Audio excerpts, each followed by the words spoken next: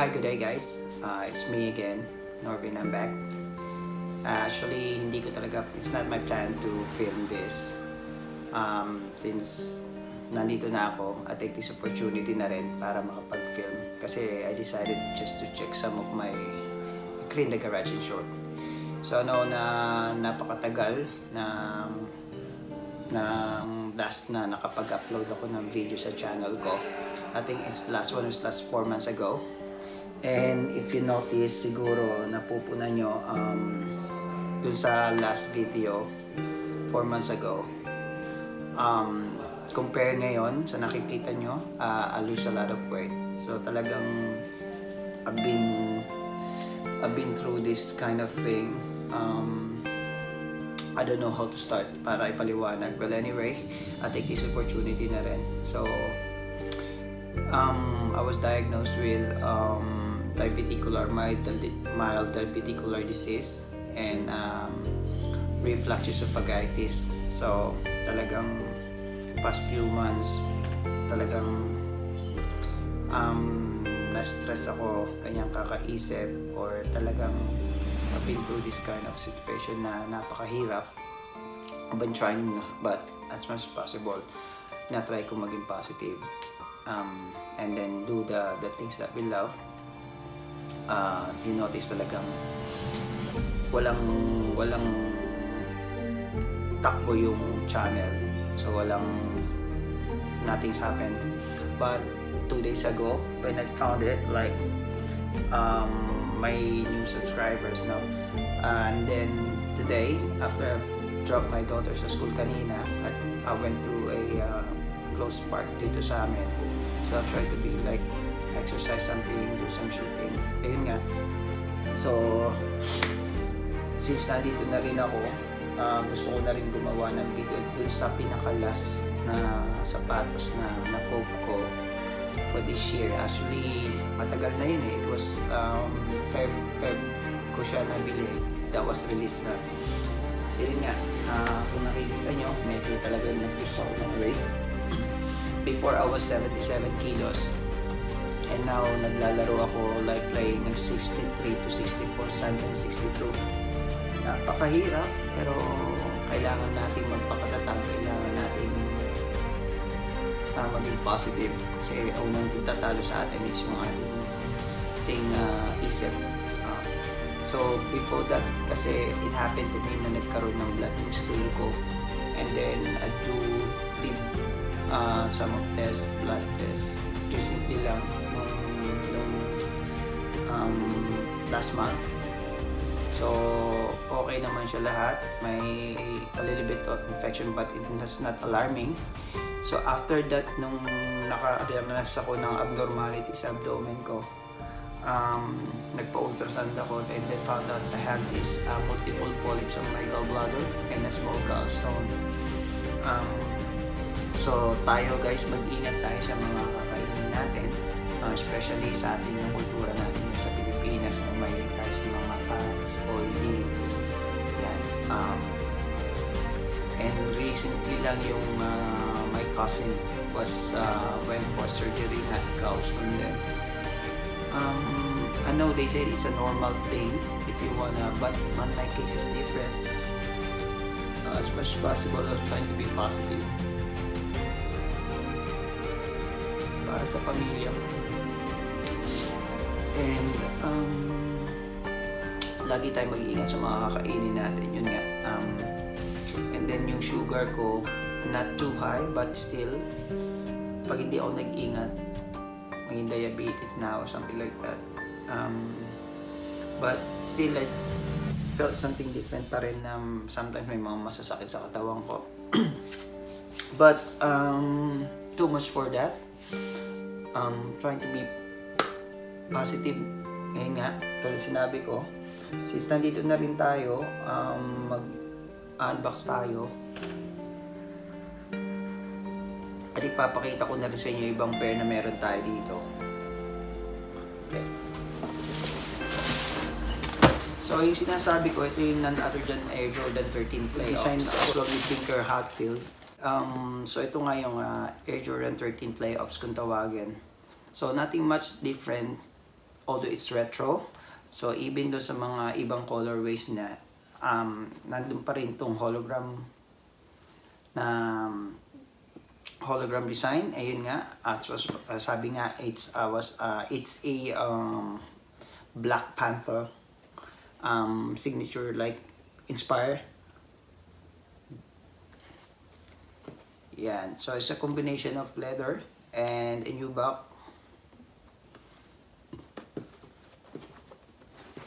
and a carbon fiber in the bottom. So sinasabi na ito isa sa pinaka-komportableng Jordan line. Ayan. I don't have the original pair, but since nung nag-release to, I said I have to get this pair. Ayun nga. So I decided to cop this as well. Ipapakita ko na rin sa inyo yung ibang colorways ng 13s na meron ako.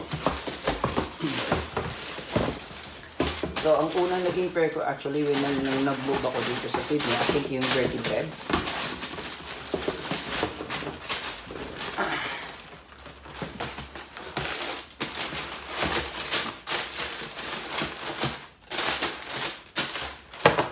Ito yung pinakaunang pair ko ng 13s na nakuha ko dito nung nag-move ako dito sa Sydney. Ito, yan. Ilang beses ko na ito nagamit na panlaro. Itong Dirty Breads. Yeah. Yeah, so medyo malabo na yung hologram. Ganito talaga, common talaga ito sa 13. Pag matagal na. Ayan. And this one, the He Got Game. Alam naman natin na napanood yung movie na He Got Game. Na-feature tong sapatos na to sa movie. That's why they call it He Got Game. And of course, another brand is the Bread as well. The black and red. Isa sa mga iconic. Yan. And aside from this colorway, meron ako itong Mellow.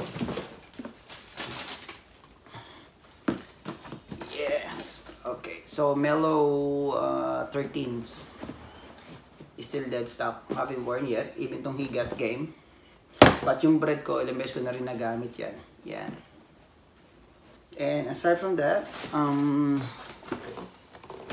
ito naman yung Flint, I think. Yeah, ito, Flint. Double up yung nangyari sa akin dito sa Flint. Kasi one of my friend, yung member ng J-Head, sabi niya, he asked me if I can grab him a pair. Ayun, so nakakuha ko ng dalawa. Apparently, he decided not to take it. So, that's fine again. So, I keep it. So, dalawang color, blue Flint yung nakakuha ko.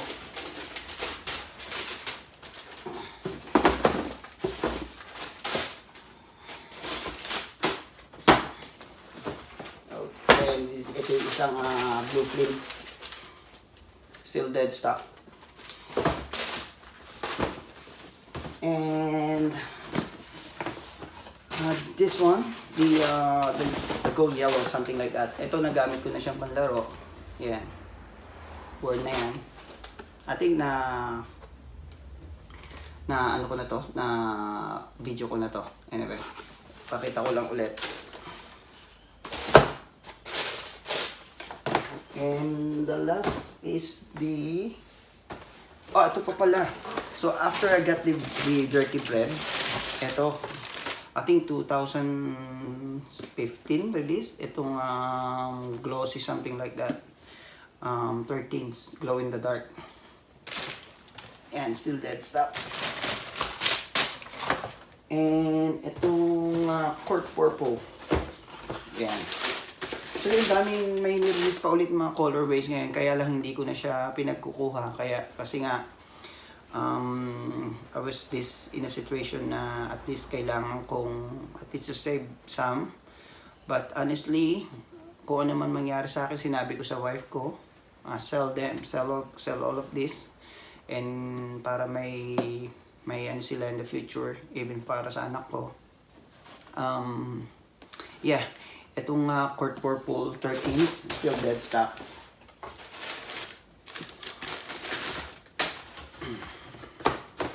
So, nakita yung sa mga pair ng 13s, no?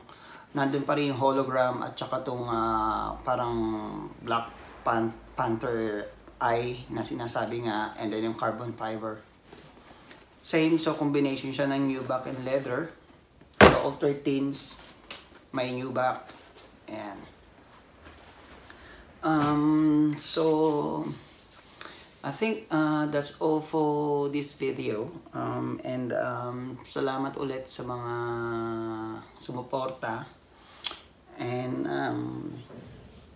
ayun nga, sa mga kaibigan ko, kayo dyan, then everyone, like maging maingat tayo sa mga tinetake nating pagkain. Ano, minsan fatty is masarap, di ba? Pero kailangan natin mag-ingat. Well, sana, I always pray that sana maging okay ng lahat. Back to normal. I still keep to monitor on my gallbladder as well in my blood test. Ganun. And that's it. And that's all for now. And thank you so much. Bye.